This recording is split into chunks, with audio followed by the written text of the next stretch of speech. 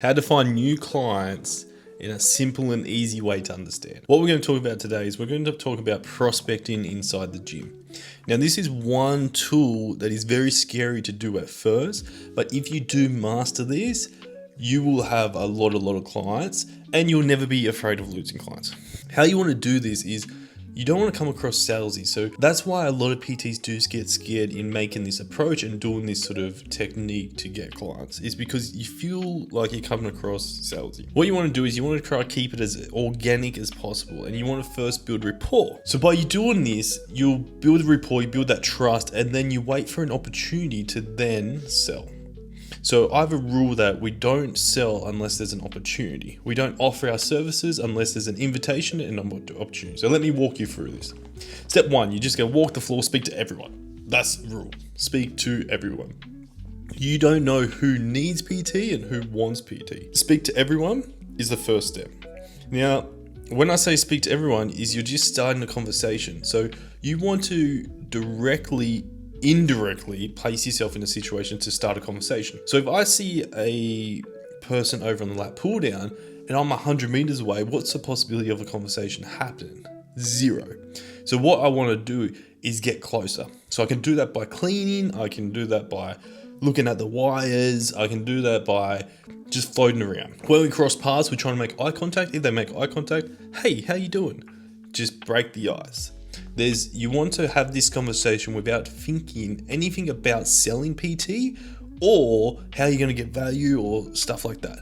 We just want to have a conversation. Build rapport, chat to them, see what they're training, what they do for work, all that good stuff. Now, the only time we will offer our services and sell is if an opportunity arises.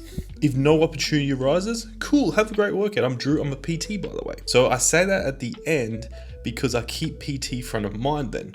Then they are thinking about PT because I said it at the end. So you want to ensure you finish with that and they'll remember who you are. Because how many times have you left a conversation being like, damn, what was their name? But you said it at the end, the likelihood that they remember it is a lot greater. Do that, and then remember that you don't have to get a client the first interaction you have with them. You might get them on the second time, the third time, the fourth time, the 10th time. You just want to plant these seeds so they all flourish over time.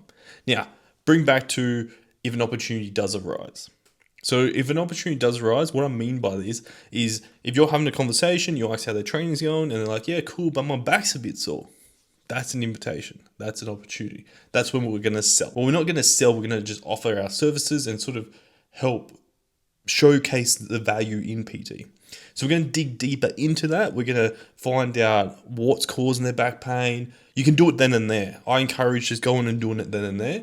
Or if you're tight on time, book in a session. Book in a free session, complimentary session, and tell them like we're going to sort of assess and see how we can help. You want to go about that. You want to dig deeper, show your values in how you can help them with that issue and problem, and then you sell PT. So at the end, just say we fix your back or we fix your back. Essentially tell them what they need to actually fix it. So that whatever we provided isn't going to fix the problem. Whatever tips you gave isn't going to fix the problems. What you want to do is tell them the impacts if they don't fix it. So back pain. Cool. We showed you how to stretch your back out today. What we really need to do though is we need to start doing some strength exercises, fully back to strengthen your back as well as your core, because there's a bit of tension there, and I noticed your core is pretty weak compared to your lower back, so that's going to create an imbalance, which is probably giving you some level of back pain. So what we need to do is we ideally, like, you need to see me once a week so we can go over this and sort of fix it over the next 6 weeks, so then you don't get injured down the track or your back pain gets worse. How's that sound? That's what you want to say at the end. But you need to showcase value first. If you go straight into that, there's no value being shown. You haven't showed your expertise. You haven't gained trust, any of that. So you're not going to get the client. So make sure you're showcasing your value and actually telling them how you can help as well. Implement that and watch the client start flowing in off the floor.